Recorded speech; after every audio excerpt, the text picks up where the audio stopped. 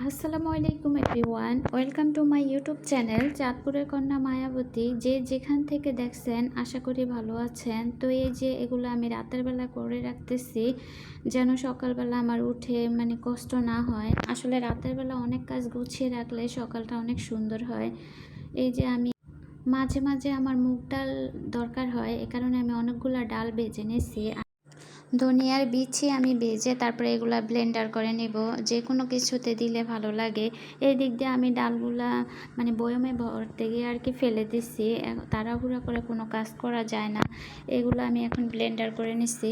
এদিক দিয়ে আবার আমি রুটি বানিয়ে নিচ্ছি সকালবেলা যেন কষ্ট না হয়। আসলে রাতে যে কোনো কাজ যদি আপনি গুছিয়ে রেখে দেন তাহলে দেখা গেছে সকালটা অনেক সুন্দর হয়, না হয় সকালবেলা অনেক বেশি কষ্ট হয়ে যায়।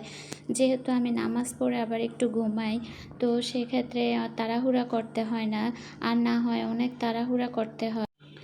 আগে তো রাতের বেলা আমি অনেক কাজ করতাম, দেখা গেছে ঘর মুছতাম, তারপর অনেক কাজ করতাম। এখন আর করা হয় না তেমন একটা, কারণ বাচ্চারা পড়ালেখা করে, ওদের কাছ থেকে উঠে যাওয়া যায় না, ওদের কাছে বসে থাকা লাগে। যেহেতু এখনও ওরা ছোট, ওদেরকে দেখা গেছে পড়া বারবার বলে দিতে হয়, অথবা আমি সরে গেলে ওরা পড়তে চায় না।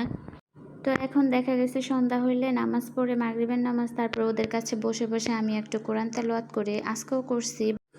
বাট একটু হাইড করে গেছি। আসলে কিছু কিছু জিনিস আমার দেখাতে ভালো লাগে না, আমি পছন্দ করি না, সব কিছু দেখানোর মতন না।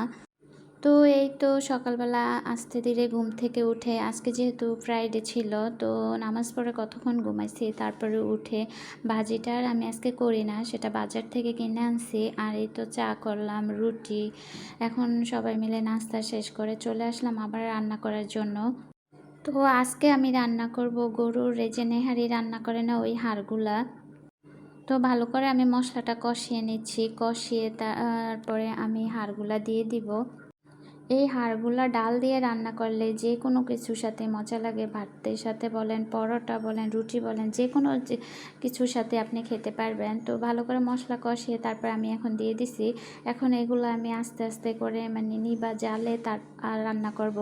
দেখা গেছে অনেক জাল দিয়ে রান্না করলে মানে হতে চায় না, এ কারণে আমি আস্তে আস্তে, আর মাটির চুলাতে তো এগুলা রান্না করলে অনেক বেশি টেস্ট হয়।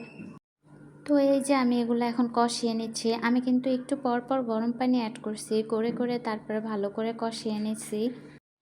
আসলে সংসারের কাজ যদি অনেক বেশি হয়ে যায়, তাহলে আপনি যদি একটু টেকনিক খাটিয়ে কাজগুলো করেন, এমনিতেই সহজ হয়ে যায়, আর অনেক বোঝা মনে হয় না। তো এই তো আমি হাড়গুলো কষিয়ে এখন ডালটা দিয়ে দিছি, ডালটা দিয়েও তারপরে অনেকক্ষণ কষাবো। আর এই রান্নাটা আমার বড় মেয়ে অনেক পছন্দ করে, ওর একটু ডাল হলেই চলে, আর কিছু লাগে না।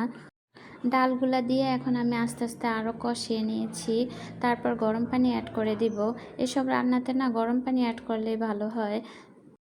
দেখা গেছে ঠান্ডা পানি ইউজ করলে ডালটা হতে চায় না। আর আজকে আমি এখানে 2 ধরনের ডাল নিয়েছি, মুগ ডাল আর বুটের ডাল। তো ফার্স্টে কষানোর টাইমেও আমি একটু টমেটো দিছি, এখন একটু দিয়ে দিছি, আবার টমেটোর পেস্ট ছিল সেটাও দিছি। এই তো আমার ডাল অনেকটা হয়ে গেছে, দেখেন কত সুন্দর কালার আসছে, আর খেতেও অনেক মজা লাগছে। আমি ডালটা হালকা আছে রান্না করতেছি যেন হাড়গুলো অনেক সুন্দরভাবে হয়, না হয় হতে চাইবে না, শক্ত শক্ত থাকবে, অত একটা খেতে মজা লাগবে না। তো এই দিক দিয়ে আমি সব ধরনের মশলা ইউজ করছি। এখানে এখানে আছে জিরার গুঁড়া, তারপর ধনিয়া গুঁড়া, তারপর গরম মশলার গুঁড়া, একটু এক্সট্রা ঝালের জন্য আমি গোলমরিচের গুঁড়াও দিছি, যদিও আমরা একটা খুব ঝাল খেতে পারি না, তারপরে এইসব তরকারি ঝাল ছাড়া ভালো লাগে না, তাই একটু ঝাল করে আজকে রান্না করতেছি। তো দেখেন আমার তরকারিটা কত সুন্দর একটা কালার হয়েছে, দেখতে অনেক ইয়াম্মি মনে হইতেছে, আসলে খেতেও অনেক ইয়াম্মি হয়েছে। এসব তরকারি বিশেষ করে যখন গরম চুলায় অনেকক্ষণ রেখে দেওয়া হয় ডেকে, তখন আরও বেশি টেস্ট হয়, আর মাংস আস্তে আস্তে আরও নরম হয়ে যায়। তো এই তো আমি পরে আবার চুলাতে রেখে দিব। এদিক দিয়ে আমি একটা লাটি মাছ ভাজি করতেছি, ভর্তা করব, আর বেগুন ভাজি করতেছি, ভর্তা করব। তো আজকে এ পর্যন্তই। যারা আমার ভিডিও সব সময় দেখেন তাদেরকে অসংখ্য ধন্যবাদ। অবশ্যই আমার পুরো ভিডিও দেখে লাইক এবং কমেন্ট করবেন, আর যারা নতুন নতুন আমার চ্যানেলে আসেন তারা অবশ্যই সাবস্ক্রাইব করে আমার পাশে থাকবেন।